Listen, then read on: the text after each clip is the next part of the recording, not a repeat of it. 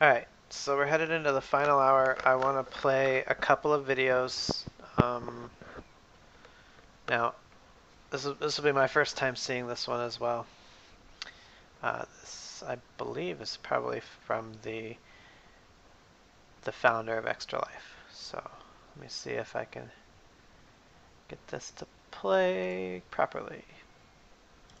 Hi everybody, it's Jeremy with Team Extra Life as we are about to wrap up the wee early hours of the morning. The final push into Extra Life 2014's game day finale begins. We have had a really crazy day. We've crossed a lot of really neat places throughout the day. We've met a lot of amazing Extra Lifers along this way through Extra Life 2014, but now we're approaching the very last push. We are just about an hour left to go here in Central Time by the time you guys see this video. And we're asking everyone to come together for one more push. The folks you know on your social networks, some of them will be getting up at a reasonable hour this morning. Some of them will be on Facebook, they'll be on Twitter, they'll be answering emails. Make one more push for the kids. We just need a little more push, and we're going to cross the line you're not going to believe. We are so close to a major milestone for Extra Life 2014. We're going to turn in a great number no matter what. You guys have done an amazing job already, but I'm telling you, there's a milestone we're just so close to. And if we all just push a little bit, we'll get over it. And at 8 a.m. Central Time, when we reveal this year's total, you're going to be real proud. Really proud. Thanks for all you've already done this year. Thank you so much. No matter what happens, whether we get over this milestone or not, I'm so proud of this community. I'm so proud of each and every one of you. Thanks for being a part of Extra Life 2014 and for helping to honor my friend's legacy.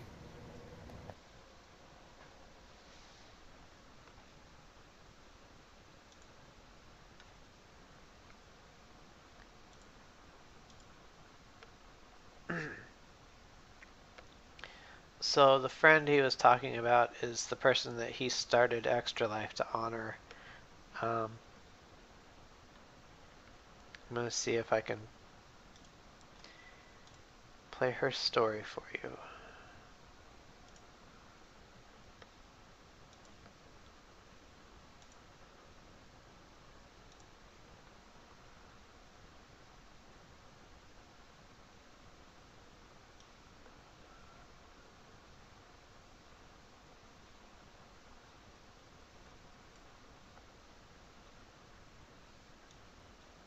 This is Tori's story.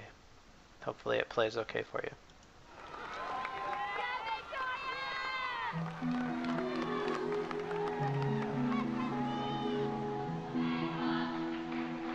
She was the flyer. She's the one that they would, get and throw into the air. She was this cute, petite, tiny little girl with just a head full of long blonde hair. She wasn't afraid of heights. In fact, she wasn't really afraid of anything. We had noticed she had just gotten weak. I said, "What's the matter with you?" I said, "You're a tumbler. You can tumble and do backflips." It progressed from that to she fainted a couple times. So I took her into the doctor the next day, and they immediately sent us to Texas Children's Hospital. She was just, from the moment I met her, she was about 11 years old, she just had a sort of magical presence about her, and nothing would keep that girl down. Victoria was diagnosed at the age of 11 and a half with acute lymphoblastic leukemia. In today's world, we cure, go away forever, about 80% of children. In 1965, we cured 5% of children.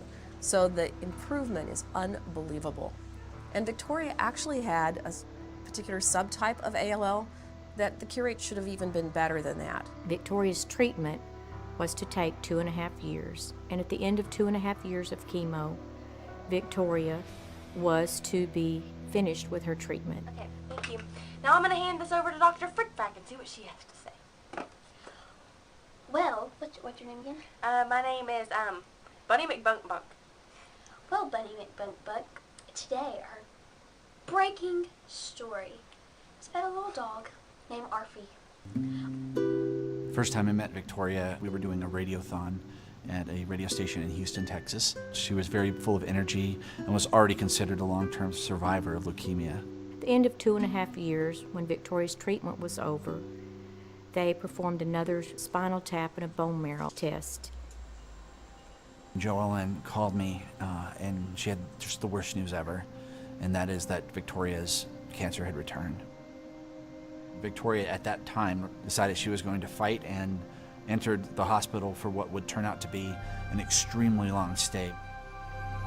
And he asked her at that time, he said, "Victoria, do you like to play video games?" She said, "I love to play video games." So I put the word out to a website that I worked with called Sarcastic Gamer, and the online community responded in droves. What I expected to be a couple of games that might come from here and there instead turned out to be things coming from all over the world. So much so that it became sort of overwhelming. Tori had to end up giving it away to other kids who were also stuck in the hospital. And she made it through, and 9 months later, she relapsed again. So this was 3 times she was told that she had cancer.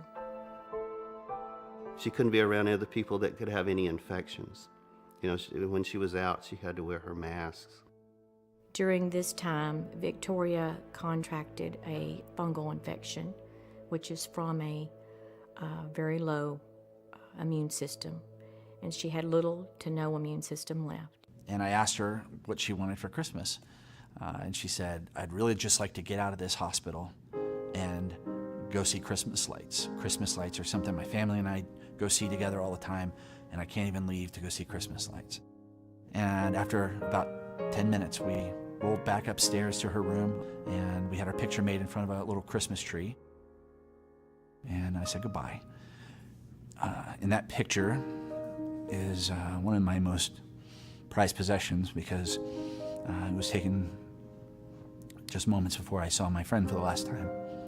And Victoria passed away before I could get back to see her.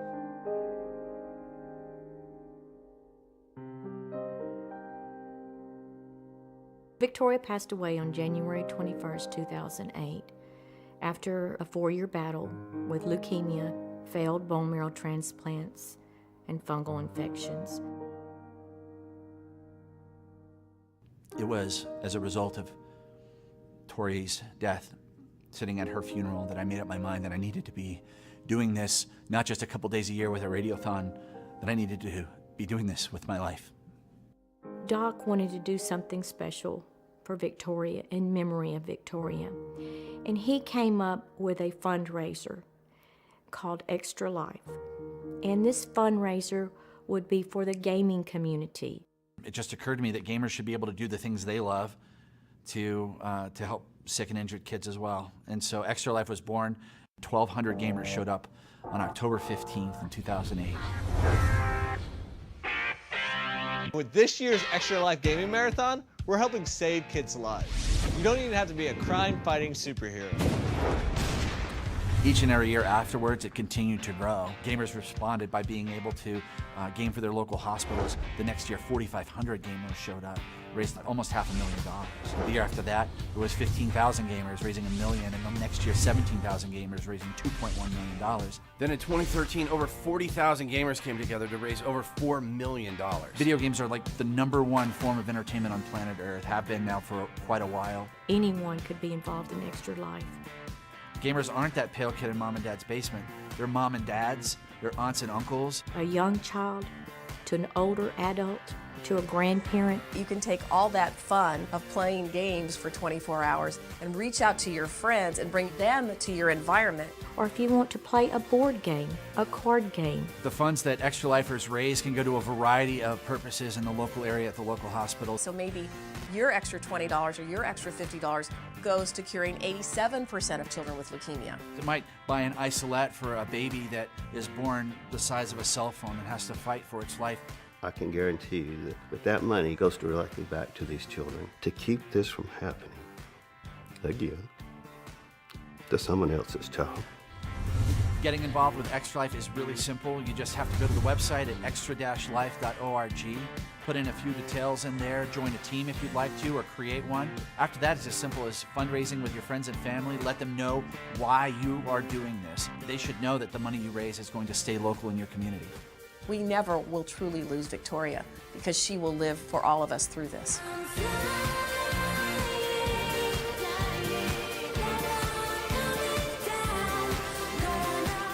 It started with a little girl in Orange, Texas.